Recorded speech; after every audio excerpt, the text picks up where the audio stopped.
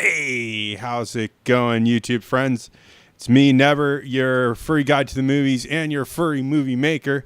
If you haven't heard, I did make a movie, and it's my first foray into a almost feature-length film, and I'm really happy I got to do that. And for those of you who have seen it, I hope you enjoyed it.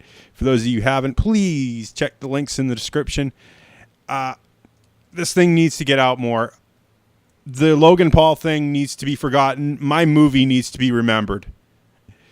And I think you'll understand why things are so difficult here.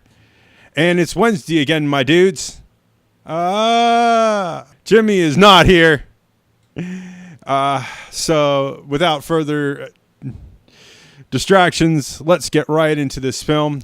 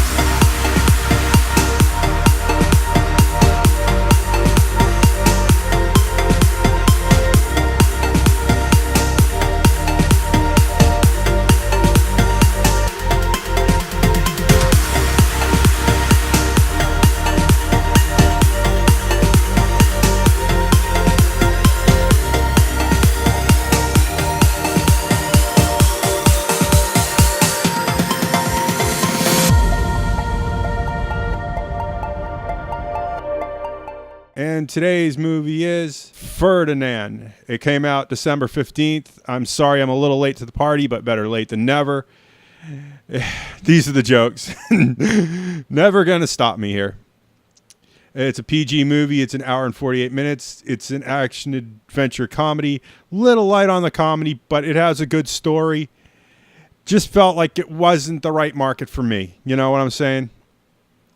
Kate McKinnon and John Cena carried this movie. Director was Carlos Saldanha. I believe that's how it's pronounced. Based on the book of Mauro Leaf and Robert Lawson.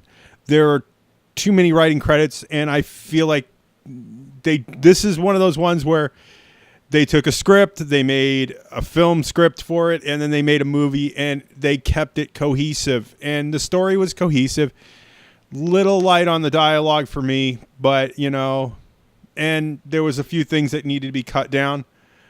It's not super popular, but it's a 6.8 on IMDb. It's, you know, a 71 on Rotten Tomatoes. So it's doing pretty good for a movie that came out with its back to Star Wars. So let's run down. I'm not going to run down the cast because there's a lot of names that I'm going to have a hard time pronouncing. The voice cast was beautiful. You know, the only one I recognize was John Cena, though. And he does very much carry this movie. Although the other cast is a heavy supporter of him and his business. And I just punched my mic. Sorry. Productions companies were Blue Sky Studios. Yes, the people who bring you Epic and Ice Age. Davis Entertainment, which was unaccredited, but it's in my packet, so let's hit that. 20th Century Fox Animation, you know them.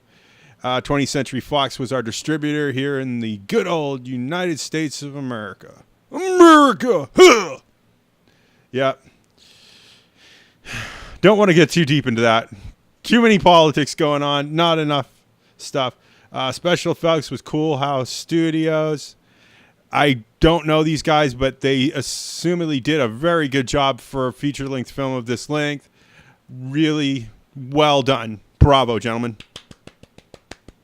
A little golf clap there. Just a little trivia for you know. Ferdinand the Bull was a Disney animated short first shown in 1938. Wow. I enjoyed it, but not so much. It's just, I feel like I wasn't the target audience for this movie.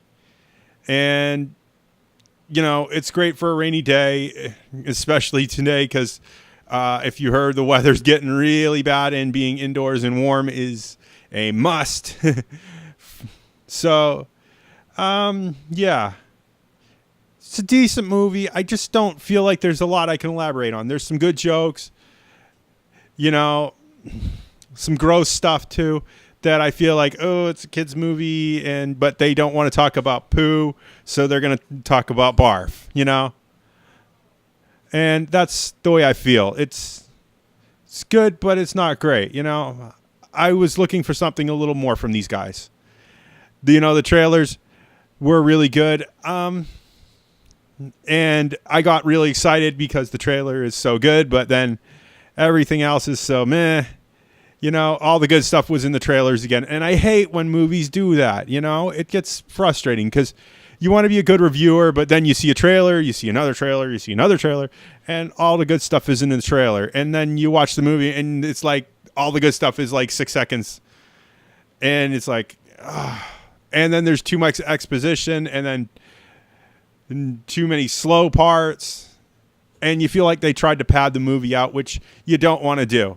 It is a decent story, mind you, and it is well told, but it just wasn't for me. I'd like to see what CinemaSins thinks, because there are a few goofs that I saw, and I want to make sure that I know that they know that I know that they know. You know? Definite TV watch. DVD buy, I'm going to pass on. It's definitely a rental, though. If you have young kids, I think since my godkids are starting to get older, this is not something that would interest them. And it's not going to be something that super interests me again, just to be honest with you. Definite pass on a movie, on another rewatch, just because it was a little boring for me, you know? Not the target audience here, sorry, but it is a good movie. So that said, if you like what you see in here, please click that like button down below. It means so much to me. Adpocalypse, whatever, the petting of the golden cows of YouTube, Jake and Logan Paul, God forbid they do anything. If you don't know what's going on, it's okay. Don't understand this part. Just know that we need your support right now. It's the beginning of a new year, and I'm behind the 8 ball as always. And you don't realize how little I have to do so much. And we could, and if you want to, there's Patreon and Amazon. It does help. So please think about that. And remember, all comments are 100% guaranteed response. Tell me your realities, your fantasies, your fan fictions, whatever you want. Spill your guts out, because I'm here to listen, especially now with mental health being a big thing. You know, if you're feeling alone and you feel like nobody's going to talk to you, I will.